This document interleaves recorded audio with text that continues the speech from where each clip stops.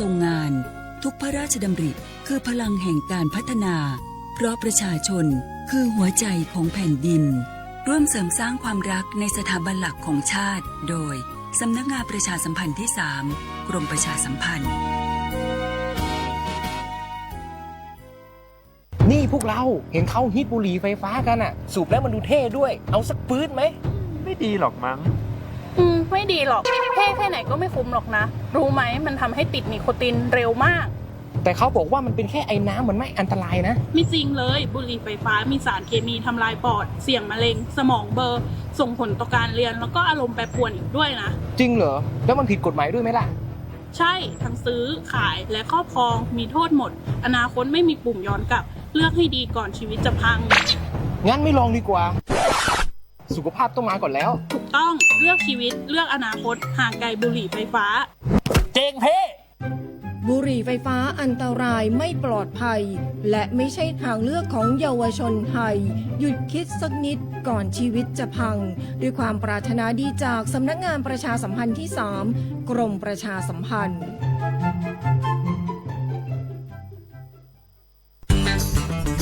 กรุงเทพมหานครเมืองที่ได้ขึ้นชื่อถึงความน่าเที่ยวแต่ในทางหนึ่งกรุงเทพกลับถูกจัดอันดับให้เป็นเมืองที่การจราจรติดขัดมากที่สุดของโลกรัฐบาลจึงมุ่งมั่นแก้ไขปัญหาความเดือดร้อนในการเดินทางของประชาชนนับจากนี้ขอความร่วมมือผู้ใช้รถใช้ถนนเคารพกฎจราจรมีน้ำใจบนท้องถนนทุกเส้นทางเพื่อเติมเต็มความงดงามให้กรุงเทพพบปัญหาการจราจรโทร1197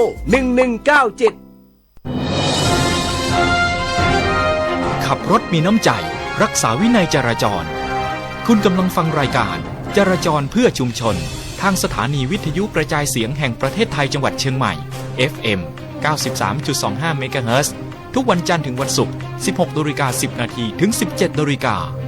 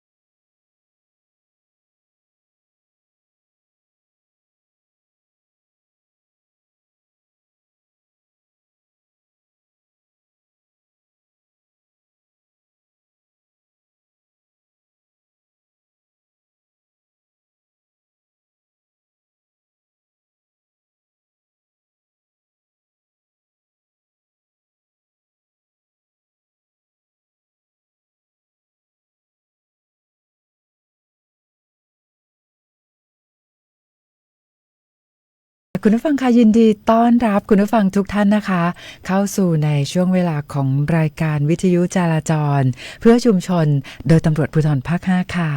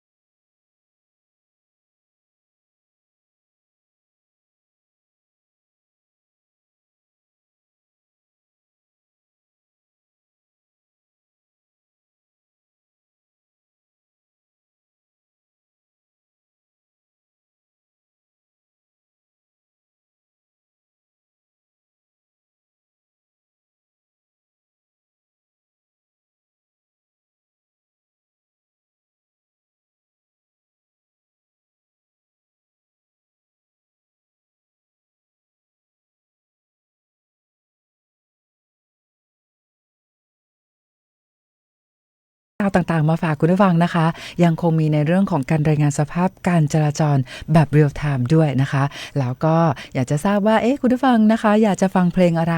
วันนี้เราเริ่มต้นผลงานเพลงของคุณซิลินดิอองนะคะ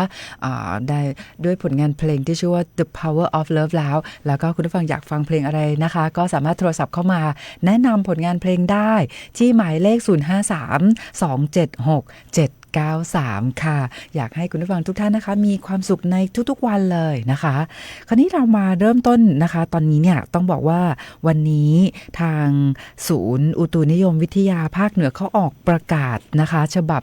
ที่4วงเล็บเนี่ย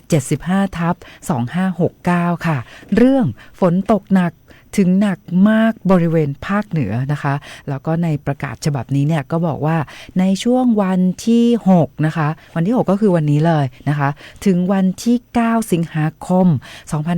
2569นะคะภาคเหนือจะมีฝนเพิ่มขึ้นโดยมีฝนตกหนักถึงหนักมากบางแห่งเนื่องจากร่องมรสุมพาดผ่านภาคเหนือตอนบนและภาคตะวันออกเฉียงเหนือตอนบนประกอบกับมรสุมตะวันตกเฉียงใต้กำลังแรงพัดปกคลุมทะเลอันดามันประเทศไทยแล้วก็อ่าวไทยนะคะดังนั้นก็ช่วงตั้งแต่วันนี้นะคะวันพฤหัสบดีที่6สิงหาคมเนี่ยยาวไปจนถึงวันอาทิตย์ที่9สิงหาคม2569ภาคเหนือในภาพรวมนะคะก็จะมีฝนเพิ่มขึ้นคราวนี้เขาก็มีการให้ข้อมูลบอกว่าแล้วจังหวัดที่คาดว่าจะได้รับผลกระทบนะคะอย่างเช่นวันนี้เลยวันพฤหัสบดีที่6สิงหาคม2569นะคะก็มีพื้นที่รับผิดชอบของตำรวจภูธรภาค5ที่จะได้รับผลกระทบนะคะเกี่ยวกับในเรื่องของฝนตกหนักถึงหนักมากเนี่ยนะคะก็มีที่จังหวัดเชียงใหม่ค่ะเชียงรายลำปางพะเยาแพร่น่านนะคะก็เป็น5จังหวัดนะคะที่จะ 6 จังหวัดนะคะขออภัยด้วยค่ะที่คาดว่าจะได้รับผลกระทบนะคะในเรื่องฝนตกหนักถึงหนักมากในวันนี้นะคะแล้วสำหรับวันที่7ถึงวันที่8นะคะก็จะมี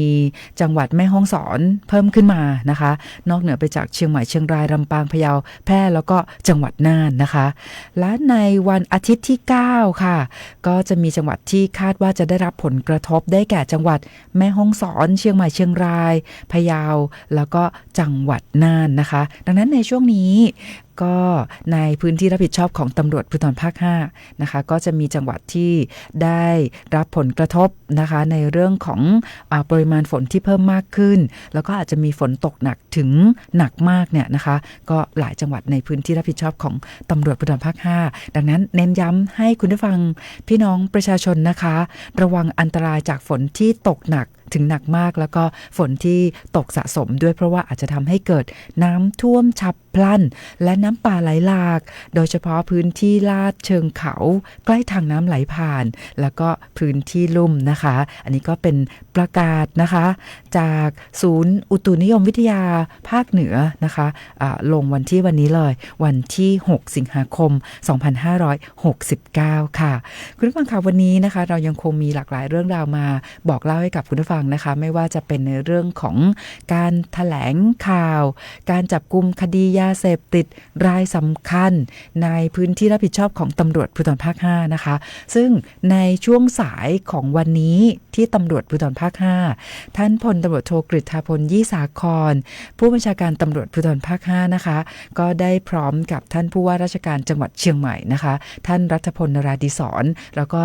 ทางหัวหน้าส่วนราชการนะคะในพื้นที่จังหวัดเชียงใหม่แล้วก็จังหวัดเชียงรายได้แถลงข่าวการจับกุมคดียาเสพติดรายสำคัญจำนวน3คดีเดี๋ยวเราก็จะมาบอกเล่ารายละเอียดของคดีดังกล่าวนะคะแล้วก็ยังคงมีในเรื่องของข่าวการเปิดรับสมัครนะคะการคัดเลือกบุคคลภายนอกผู้ที่มีคุณวุฒินะคะทางด้านการศึกษามัธยมศึกษาตอนปลายนะคะหรือว่าชั้นม.6 หรือว่าประกาศนียบัตรวิชาชีพปวชหรือเทียบเท่านะคะก็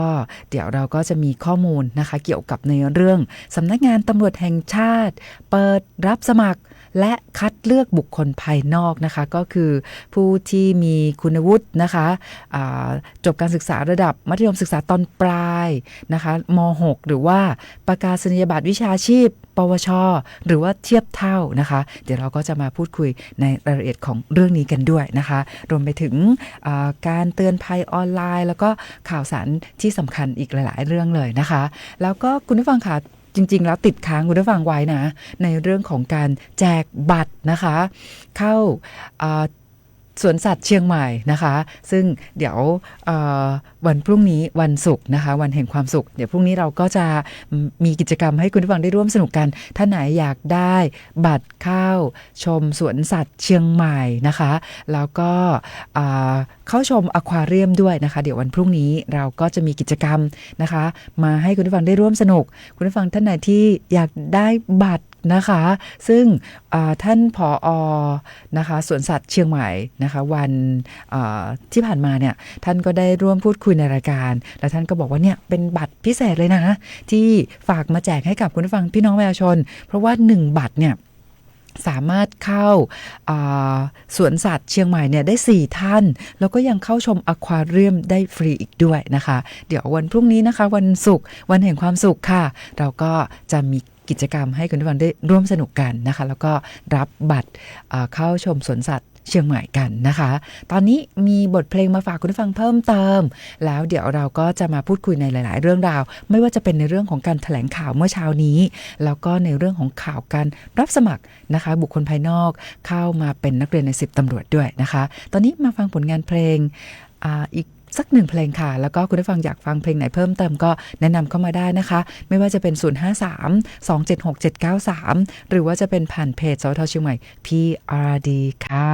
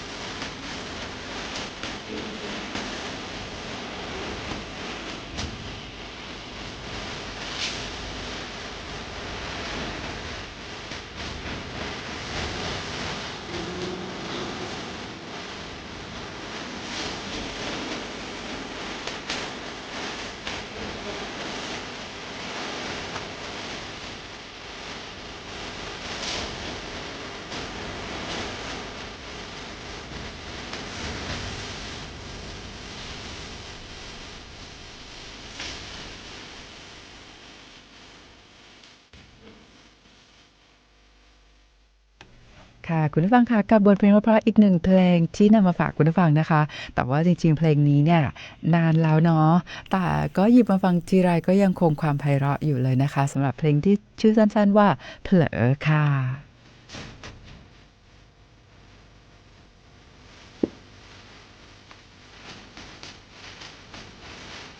เอาละค่ะคุณผู้ฟังค่ะตอนนี้นะคะมานำเรียนข้อมูลให้กับคุณผู้ฟังกันก่อนดีกว่า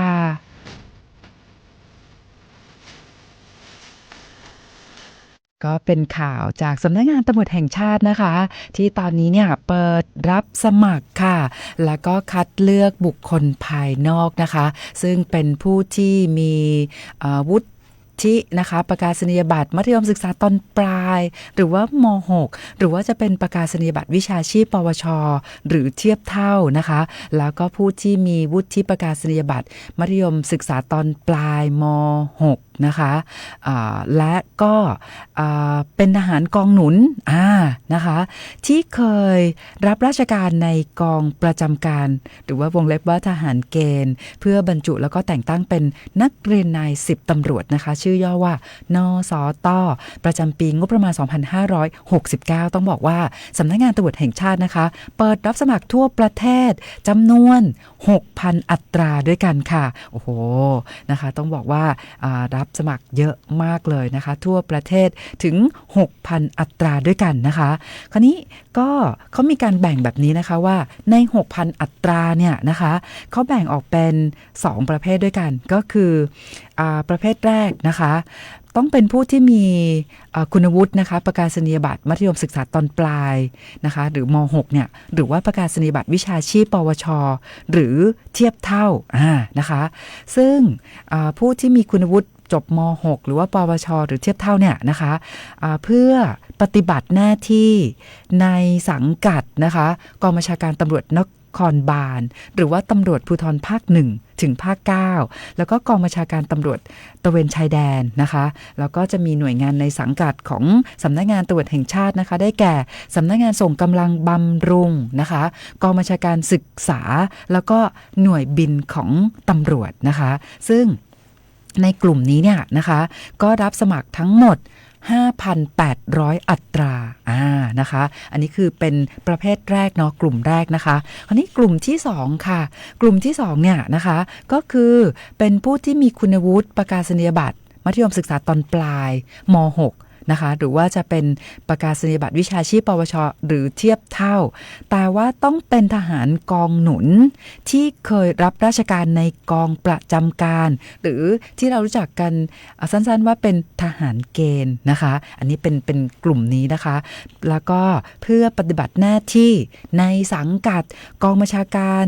ตำรวจตระเวนชายแดนเท่านั้นนะคะอันนี้ก็รับสมัคร200อัตรามีความแตกต่างกันนะคะก็คือจริงๆคุณวุฒิการศึกษาเนี่ยนะคะก็คือจบม.6 หรือว่าปวชหรือว่าเทียบเท่านะคะแต่ว่าในกลุ่มแรกเนี่ยนะคะไม่ได้เป็นทหารเกณฑ์นะแล้วก็จะต้องปฏิบัติหน้าที่นะคะในสังกัดกองบัญชาการตำรวจนครบาลภาค1ถึงภาค9แล้วก็ตชดนะคะสกบชสแล้วก็บตรอันเนี้ยกลุ่มเนี้ยรับสมัครทั้งหมด 5,800 อัตราแต่ถ้าหากว่าเป็นผู้ที่จบม.6 ปวชหรือเทียบเท่าแล้วก็เป็นทหารกองหนุนที่เคยรับราชการในกองประจำการก็คือเคยเป็นทหารเกณฑ์มาเนี่ยนะคะก็จะรับสมัครในกลุ่มนี้เนี่ย200 อัตราแต่จะต้องปฏิบัติหน้าที่ในสังกัดกองบัญชาการตำรวจตระเวนชายแดนเท่านั้น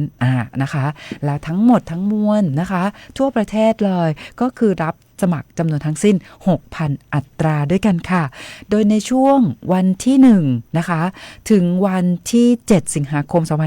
2569ก็คือช่วงนี้เนี่ยนะคะจนถึงวันพรุ่งนี้จะเป็นช่วงของการประกาศรับสมัครนะคะแล้วตั้งแต่วันที่8ค่ะวันที่8นะคะถึงวันที่19สิงหาคม2569จะเป็นการรับสมัครทางอินเทอร์เน็ตโอ้โหมีเวลาไม่เยอะเลยนะก็คือจริงๆพอท่านไหนนะที่สนใจนะคะแล้วก็มีคุณสมบัติครบถ้วนเนี่ยนะคะก็ต้องรีบเลยนะเพราะว่าเขารับสมัครทางอินเทอร์เน็ตตั้งแต่วันที่ 8ถึงวันที่19สิงหาคม2569นะคะแล้วก็พอสมัครเสร็จแล้วเนาะโอ้โหคราวนี้เนี่ยนะคะนานเลยเพราะว่าเขาจะสอบข้อเขียนกันเนี่ยต้นปีหน้าค่ะคือวันที่17มกราคม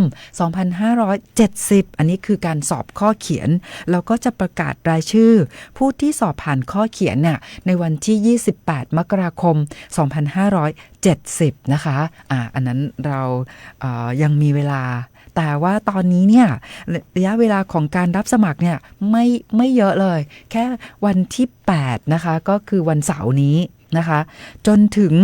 วันที่19สิงหาคม2569เท่านั้นดังนั้นนะคะตอนนี้คุณผู้ฟังที่มีความต้องการเนาะอยากจะเป็นข้าราชการตำรวจนะคะเป็นนักเรียนใน10ตำรวจนะคะเพื่อที่จะได้บรรจุแล้วก็แต่งตั้งนะคะในการปฏิบัติหน้าที่อย่างที่ได้นำเรียนนะคะก็เตรียมตัวได้เลยเพราะว่าเราจะเริ่มรับสมัครทางอินเทอร์เน็ตในวันที่8ถึงวันที่19สิงหาคม2569นี้นะคะคราวนี้หลายท่านบอกว่าเราทราบแล้วว่าจะรับสมัครเนี่ยนะคะทั่วประเทศจำนวน 6,000 อัตราแล้วจะต้องยังไงต่อนะคะก็ต้องบอกว่ารับสมัครเฉพาะเพศชายเท่านั้นนะคะนักเรียนใน10ตำรวจเนี่ยเขารับสมัครเฉพาะเพศชายแล้วก็ต้องมีอายุนะคะไม่ต่ำกว่า18ปีแล้วก็ไม่เกิน27ปีบริบูรณ์นะคะ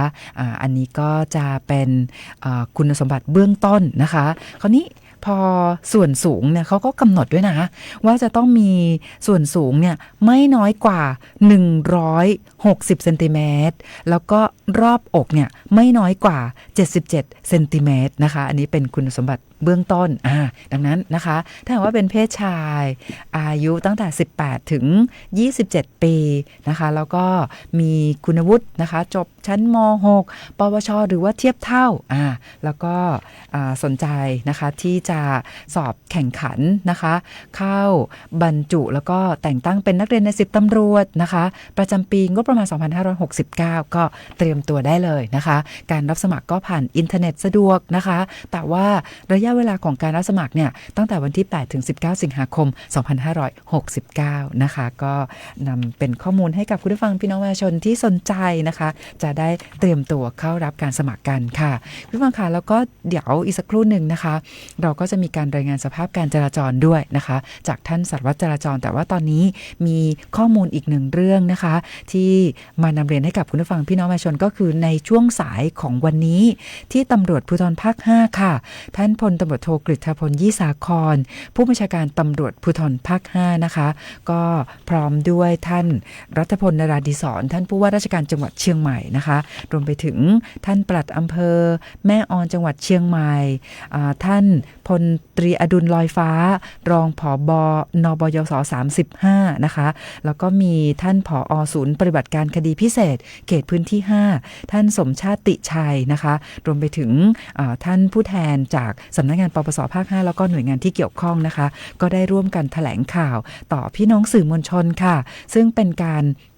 แถลงข่าวการจับกุมคดียาเสพติดรายสำคัญจำนวน3คดีนะคะในพื้นที่จังหวัดเชียงใหม่2คดีแล้วก็ในพื้นที่อำเภอแม่จันทร์จังหวัดเชียงรายอีก1คดีค่ะโดยในคดีแรกนะคะ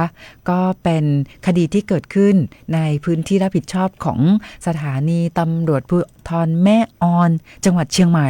จะเห็นได้ว่าตอนนี้นะคะในเรื่องของการจับกุมคดียาเสพติดเนี่ยนะคะใน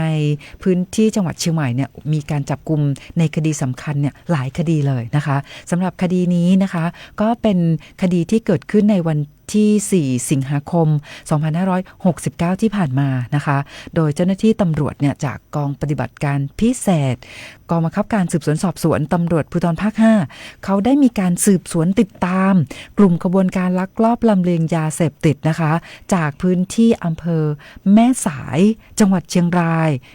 ทางเจ้าหน้าที่ตำรวจเนี่ยเขาก็ทำการสืบสวนติดตามนะคะแล้วก็ทราบว่ากลุ่มขบวนผู้ลักลอบลำเลียงยาเสพติดเนี่ยนะคะจะใช้รถ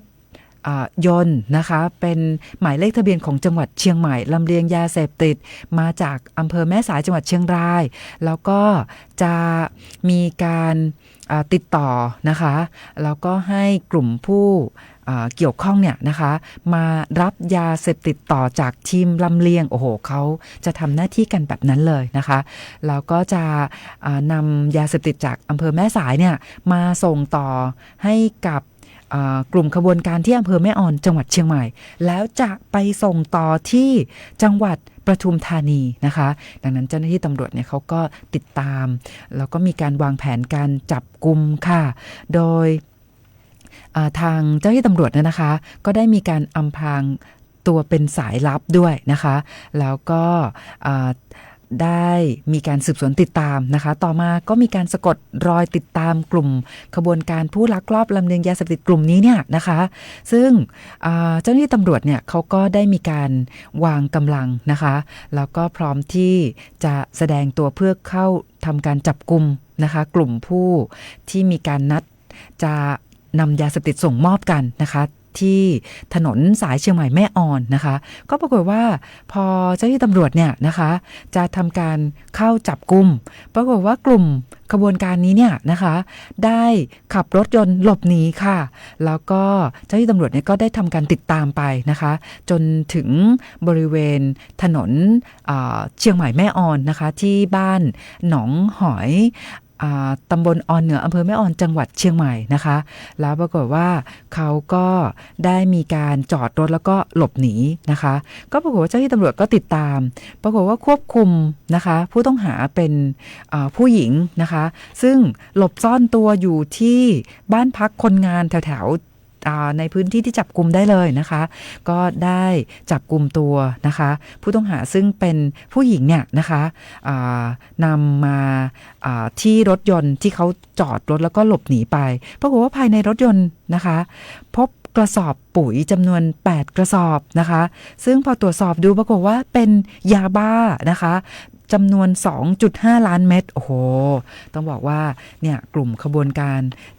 ลักลอบลำเลียงยาเสพติดนะคะจริงๆแล้วเนี่ยมากันหลายคนแต่ทิ้งไว้1คนเป็นผู้หญิงนะคะซึ่งตอนนี้เนี่ยทางเจ้าหน้าที่ตำรวจนะคะก็ได้มีการขยายผลแล้วก็จะติดตามจับกุมตัวผู้ต้องหาที่หลบหนีไปในช่วงเวลาดังกล่าวเนี่ยนะคะก็ต้องบอกว่าไม่พ้นแน่ๆนะคะกำลังจะถูกติดตามในเร็วนี้นะคะอันนี้ก็เป็นคดีแรกที่เกิดขึ้นในพื้นที่รับผิดชอบนะคะของสถานีตำรวจภูธรแม่ออนจังหวัดเชียงใหม่นะคะก็ตอนนี้จับกุมผู้ต้องหาได้แล้ว1คนแล้วก็ของกลางเป็นยาบ้า 2.5 ล้านเม็ดนะคะแล้วก็ขณะนี้เรากำลังมีการขยายผลเร่งติดตามกลุ่มขบวนการที่เหลือค่ะคราวนี้คดีที่2นะคะก็เป็นคดีที่เกิดขึ้นในพื้นที่รับผิดชอบของสถานีตำรวจภูธรแม่จันทร์จังหวัดเชียงรายนะคะก็เหตุเกิดวันที่4สิงหาคม2569เช่นกันนะคะโดยในคดีนี้เนี่ยก็เป็นกรณีที่เจ้าหน้าที่ตำรวจชุดสืบสวนของสถานีตำรวจภูธรแม่จันทร์จังหวัดเชียงรายนะคะได้รับการประสานจากบริษัทขนส่งของเอกชนบอกว่าเนี่ยมีกล่องพัสดุต้องสงสัยนะคะซึ่งเป็นกล่องที่รับมาจากพื้นที่อำเภอแม่ฟ้าหลวงจังหวัดเชียงรายนะคะก็ทางเจ้าหน้าที่ตำรวจเนี่ยก็เข้าไปตรวจสอบนะคะก็พบว่าพอไปถึงยังบริษัทที่เป็นบริษัทของเอกชนในการรับส่ง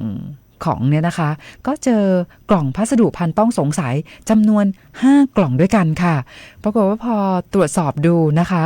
เป็นยาบ้านะคะบรรจุอยู่ในกล่องดังกล่าวพอนับรวมแล้วเนี่ยได้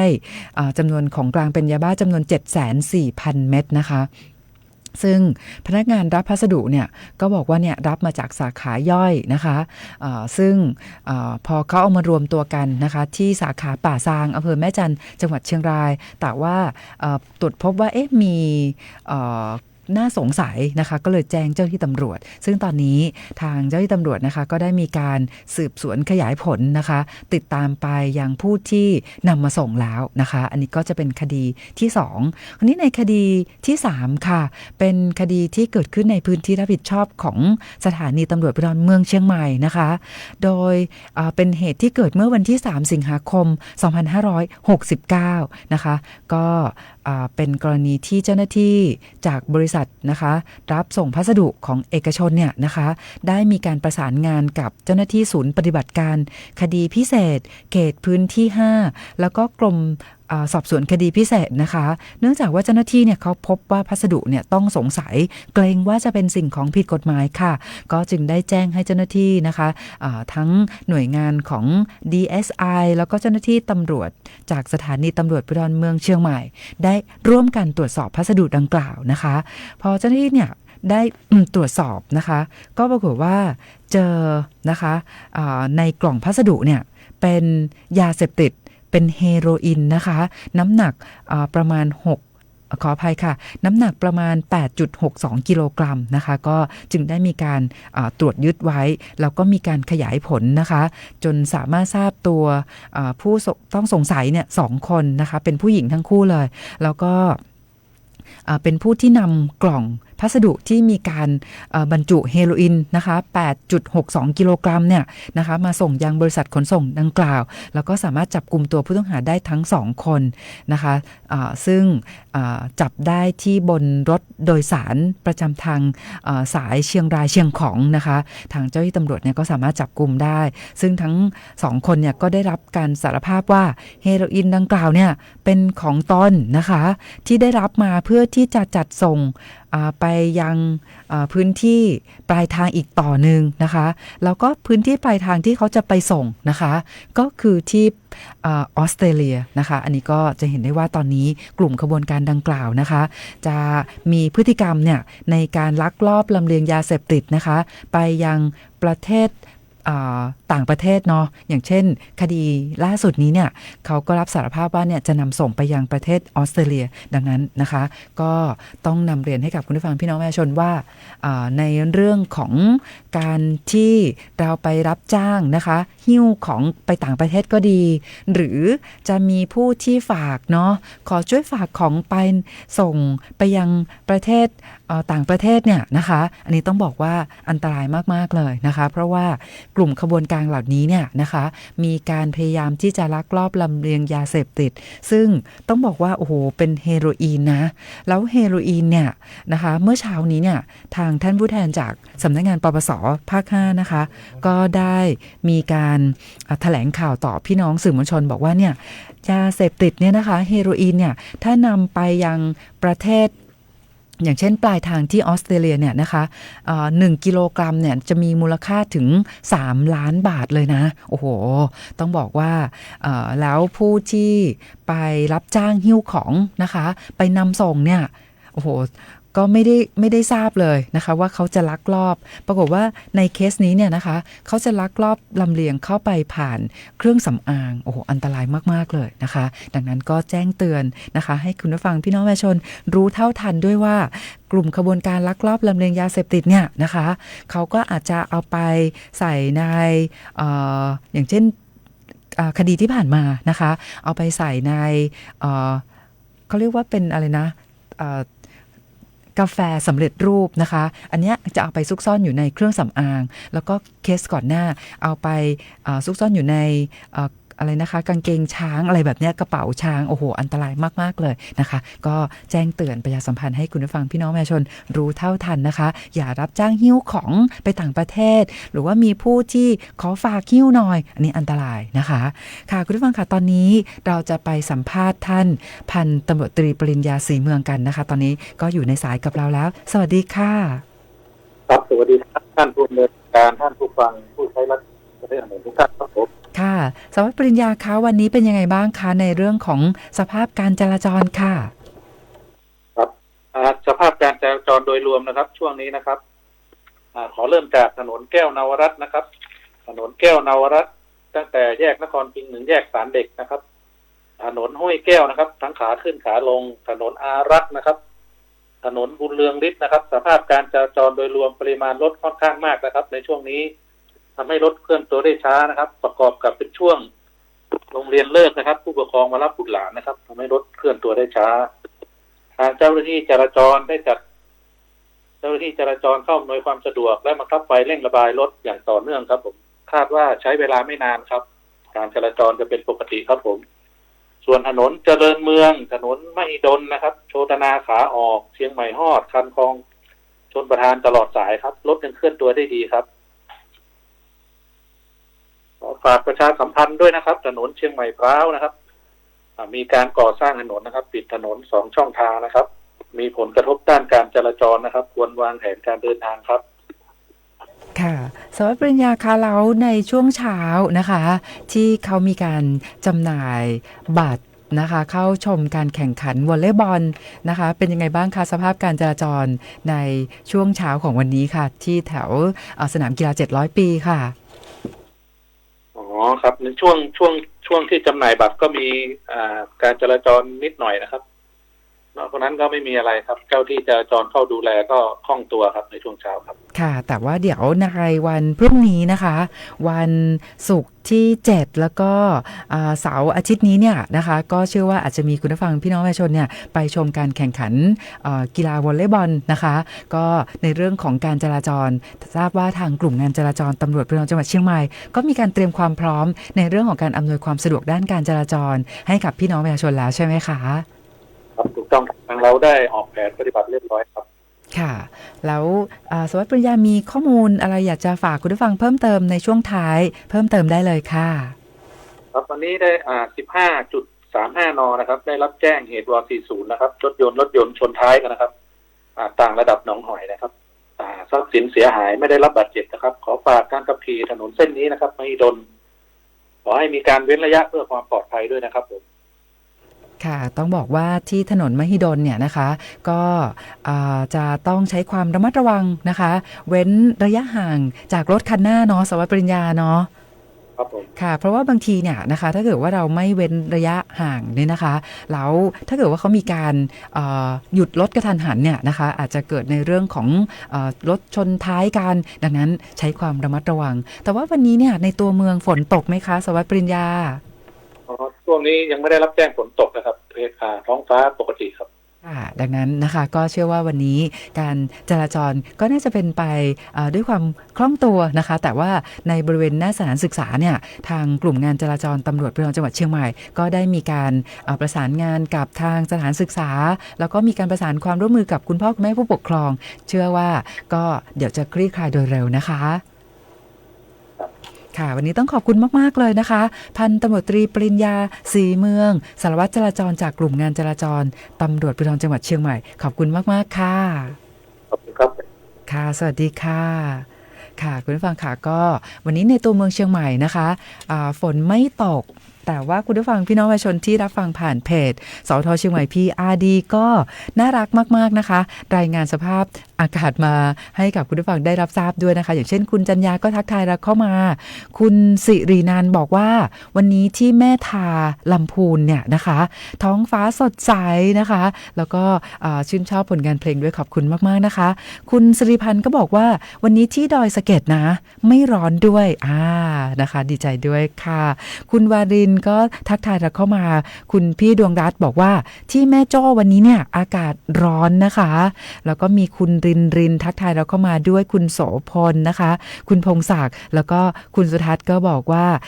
ที่สันป่าตองวันนี้อากาศแจ่มใสดีนะคะค่ะคุณผู้ฟังค่ะก็อยากให้คุณผู้ฟังพี่น้องประชาชนทุกท่านนะคะเดินทางด้วยความปลอดภัยวันนี้หลายๆพื้นที่เนี่ยนะคะ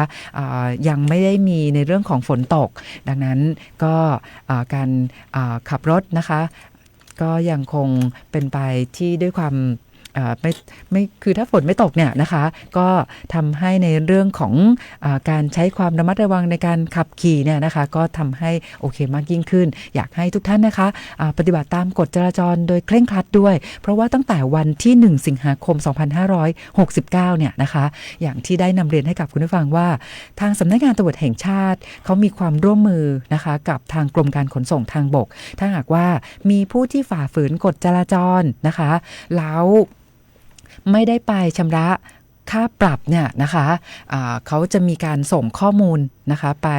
ยังกรมการขนส่งทางบกพอเวลาที่พี่น้องประชาชนเนี่ยถึงเวลาที่จะต้องไปชำระภาษีรถประจำปีนะคะที่สำนักงานขนส่งจังหวัดก็ดีหรือว่าสำนักงานขนส่งอำเภอก็ดีเนี่ยนะคะแต่ปรากฏว่าในระบบเขาขึ้นมาบอกว่ามีใบสั่งค้างชำระอันนี้เนี่ยก็จะต้องมีมาตรการนะคะในเรื่องของการให้พี่น้องประชาชนเนี่ยอาจจะชำระค่าปรับที่สำนักงานขนส่งจังหวัดเลยนะคะหรือถ้าหากว่ายังไม่ชำระค่าปรับนะคะก็ยังสามารถที่จะชำระภาษีรถยนต์ประจำปีได้แต่จะไม่ได้รับนะคะป้ายการแสดงการเสียภาษีฉบับจริงจะได้เฉพาะฉบับชั่วคราวซึ่งมีอายุแค่30วันนะคะอันนี้จะเป็นมาตรการที่เราจะเริ่มดำเนินการสำหรับผู้ที่มีใบสั่งค้างชำระตั้งแต่วันที่1สิงหาคม2569เป็นต้นไปนะคะแล้ว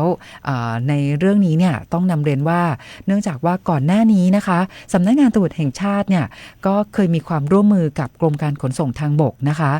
มีการดำเนินการในเรื่องนี้ก่อนหน้านี้แล้วก็ในช่วงนั้นเนี่ยที่มีการดำเนินการตามมาตรการนี้เนี่ยก็พบว่าการสถิติในเรื่องของการเกิดอุบัติเหตุนะคะลดลงดังนั้นนะคะเพื่อให้เป็นการป้องกันแล้วก็ลดอุบัติเหตุทางถนนนะคะก็จึงมีมาตรการนี้เพิ่มขึ้นในช่วงนี้ดังนั้นนะคะวิธีที่ดีที่สุดเลยก็คือให้คุณผู้ฟังพี่น้องประชาชนนะคะขับรถด้วยความปลอดภัยก็คือการปฏิบัติตามกฎจราจรโดยเคร่งครัดเราจะไม่ต้องไปได้รับใบสั่งด้วยแล้วก็ไม่ต้องไปเสียเงินค่าปรับนะคะแล้วถ้าเกิดว่าเรามีใบสั่งค้างชำระเนี่ยพอถึงเวลาที่จะต้องไปชำระภาษีรถประจำปีนะคะก็ไม่ต้องถูกมาตรการในเรื่องของการไม่ได้รับป้ายภาษีการแสดงเสียภาษีรถประจำปีฉบับจริงด้วยนะคะดังนั้นปฏิบัติตามกฎจราจรโดยเคร่งครัดกันดีกว่านะคะคุณผู้ฟังคะเดี๋ยววันพรุ่งนี้วันศุกร์นะคะวันแห่งความสุขเราก็จะมีกิจกรรมให้คุณผู้ฟังได้ร่วมสนุกกันคุณผู้ฟังท่านไหนที่อยากได้บัตรเข้าชมสวนสัตว์เชียงใหม่นะคะ1บัตรเนี่ยเข้าได้4คนนะคะแล้วก็สามารถเข้าชมอควาเรียมได้ด้วยเดี๋ยววันพรุ่งนี้นะคะเรามีกิจกรรมให้คุณผู้ฟังได้ร่วมสนุกกันนะคะสำหรับวันนี้นะคะเราก็จะจากลากันด้วยบทเพลงเพราะๆท้ายรายการแล้วก็ขอบคุณสำหรับการติดตามรับฟังนะคะเดี๋ยววันพรุ่งนี้กลับมาพบกันใหม่วันนี้ขอบคุณและสวัสดีค่ะ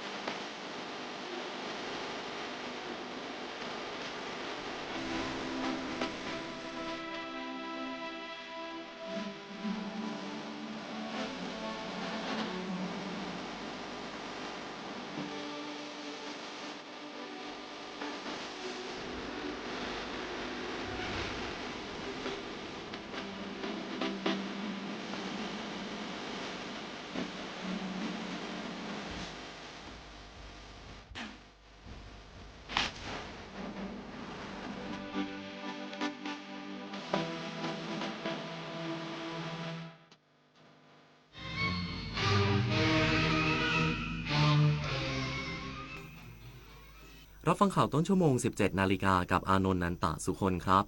กระทรวงแรงงานเตรียมเสนอ MOU